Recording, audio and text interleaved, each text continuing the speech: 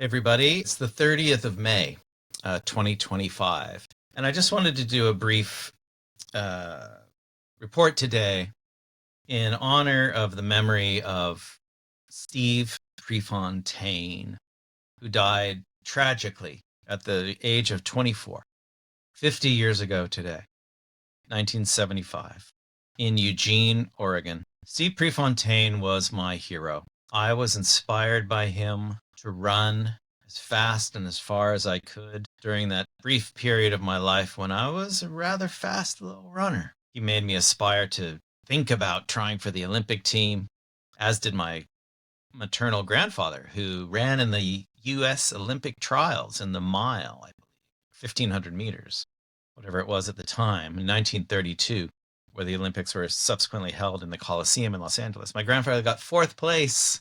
Y.F. Hammett, young Francis Hammett, remembering you right this moment, too, who died in 1980 on March 7th. So we're already up to 45 years there. But today I just wanted to remember, in particular, Steve Prefontaine. I think I first learned of Steve Prefontaine when I was around 8 or 10 years old, and I watched him run. I was already interested in running at a very young age, and watched him in particular running in the 1972 Olympics, the much faded 1972 Olympics, where the tragic attacks took place, of which much has been said and many movies have been made. During that same Olympics, 5 days after the attacks, Steve Prefontaine participated in the 5,000-meter race. Wasn't necessarily favored to win, but he did lead for much of that race, and he tried to take the lead on the back stretch of the final lap, the 12 and a half laps. And with about 300, 250 meters to go, he realized he couldn't take the lead, and so he kind of held back a little bit, hoping to take the lead on the final curve and use his kick to fight towards victory. And tragically, he was in the lead, and then he was in second, and then he was in third, and he was holding on for bronze, but he was nipped at the line just at the last second and ended up without a medal. And for those of you who understand running and things of that nature, winning an Olympic medal is one of the highest accolades you can get.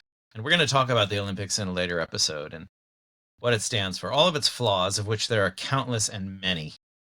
And we'll go through those.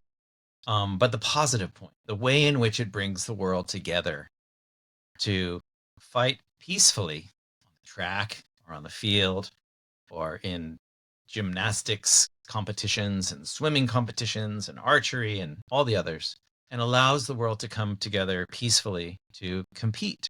And symbolically, what that means is far beyond the potential of language to describe, but that is what we need to do far, far more. Come together, peacefully compete, find the best way forward in an environment of mutual respect and care and concern. So today, 50 years later, we remember Steve Prefontaine. There's many movies that have been made about Steve Prefontaine. His nickname was Pre. Everybody called him Pre, kind of like people in Argentina and elsewhere across the world called Che Guevara Che. They called him Pre, sometimes with an exclamation point afterwards. In Eugene, Oregon, they have named a very famous running trail where I used to run and do workouts for years, called the Prefontaine Trail, sort of in between the campus of the University of Oregon and Autzen Stadium, where the now famous Oregon Ducks football team plays, who are now extremely good, unlike when I attended the University of Oregon when they were extremely bad. And it was Pre and other runners, but particularly Pre, that inspired me to run in junior high school and summer camp and high school in particular, where I worked my way up and was starting to run pretty fast and win most every race I entered during the last, let's say, 2 years of my short running career. I even had a running streak that lasted 444 days, which I quite wish I had taken some breaks in because I'm sure I could have run much faster. I basically wore my body down. So part of the reason I left Southern California as a child at the age of 17, never to return, was to go to Eugene, Oregon, the University of Oregon, and to run there, one of the leading running schools in the country at the time, because of the inspiration of Pre. And being from Southern California, it, and young, 17 when I left, and running very intensively, particularly ages 15 to 17, and getting used to winning 10K races on the road, 2-mile races on the track, and others, 5,000 meters races, both on the track and on the road, and getting my times down into pretty respectable areas. 8 minutes and 45 seconds for 3,000 meters, and under 31 minutes for 10,000 meters at the age of 17. I was really hopeful. And so I did not get recruited by the University of Oregon. I did not get a scholarship, but I knew if I tried hard enough, I could make the team. So I went up there to start college, very immature 17-year-old. And I had to go present myself to the very famous coach of the Oregon running team, the University of Oregon running team, Bill Dillinger, who I think is still alive. I wonder if he remembers me going in there 45 years ago, 1980. And I very nervously, shakingly nervously, found his office in the athletics department, and I knocked on the door, and I just stepped in there and told him my running history. And he said, "We're having a workout later today over at the Amazon track." It was called the Amazon track well before Amazon became associated with something else. It was another bark mulch trail that I think was a mile around from memory. Anyway, I could not believe how happy I was, how excited I was to be able to go there. So I think there was a gap of about 4 hours. Let's say I was in the office at 10, and then I had to be there at 2 o'clock. And I showed up at 2 o'clock with my running shoes and my running shorts and my top and my sweat top and everything. And I knew it was going to be sort of an interval workout, 5 or 6 times, 1 mile with a break in between. So it wasn't going to be a long run on the road, in other words. So it was a lot of fast running.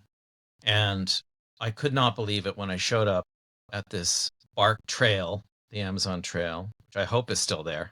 And there were Olympians there. There were some of the fastest runners in the world, including Alberto Salazar. I think he's still alive too. He held the world record in the marathon at the time. He was an incredibly talented runner. And all of a sudden, there I am, this little tiny, tiny 17-year-old, not weighing more than probably 90 pounds or something, maybe 100 pounds max, skinny as a bone, just thin as a rake, and fast as can be. And so I had to run workouts with world record holders and Pac-10 champions and so on and so forth. And unfortunately, that began the long demise of my running career, because after about a year or a year and a half, I ran one season cross country and some of the track season, a little bit more of the cross country the next year. Ending up at the end, at the back of the pack instead of at the front of the pack, was highly dispiriting. And I just couldn't go on. And so my body both basically broke down. I was no longer able to do it. And my soul and heart wasn't in it either. So I got up to much more nefarious activities during the late nights, which involved, among other things, famously ordering triple cheese and double mushroom pizzas from Domino's at 4 a.m. Hint, hint. Anyways, in honor of Pre, let's remember this guy. And, for me personally, the reason I'm doing this is because he did truly mean a lot to me, this guy. And look him up. He's an unbelievable guy, unbelievably charismatic, talented runner. And the last major race that I won my division in, I started this race. It was in Coos Bay, Oregon, and it was the Prefontaine Memorial Run. In fact, the first year that they held it, 5 years after his death, on the 20th of September, 1980. And so on the drive up to Oregon, we stopped at Coos Bay, and I was able to enter this race and win my division. And for the first 2 or 3 miles, I ran together with Kenny Moore. I don't know if he's still alive or not. I hope so. And he was a U.S. Olympian runner. So the whole period of time was just so awe-inspiring for me. And I still have, of all the trophies I won, this is the only one I have left. There it is. Kind of the coolest trophy I've ever gotten, I think. I don't know if that's readable or not, but it's driftwood.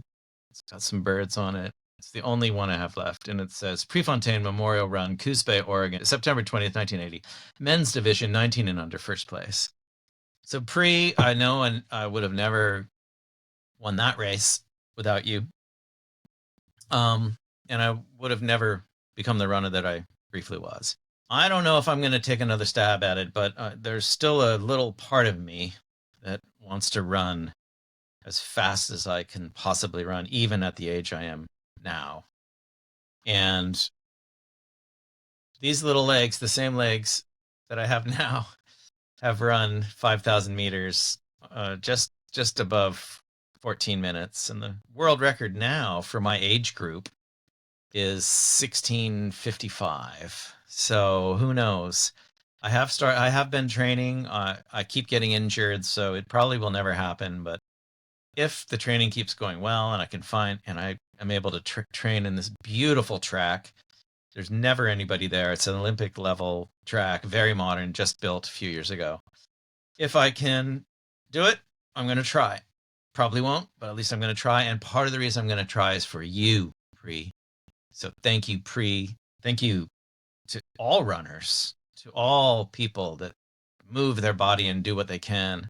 And, in particular, to those who died young, like Pre, like Pigpen from the Grateful Dead, like River Phoenix, Buddy Holly. I mean, there's just so many people that died way before their time. And let's remember those people as well on this day. So thank you, Pre. Thank you, everybody, for watching. See you next time.